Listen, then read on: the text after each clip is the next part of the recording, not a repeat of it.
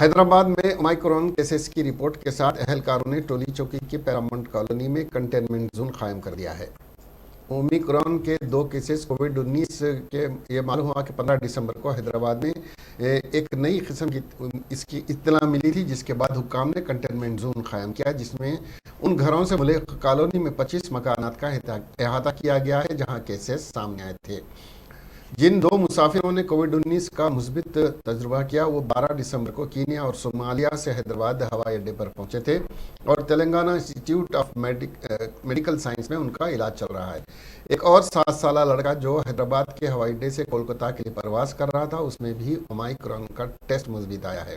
تلنگانہ حکومت نے ان کی آمد سے قبل مغربی بنگال حکومت کو اس کے بارے میں مطلع کر دیا ہے۔ Okay,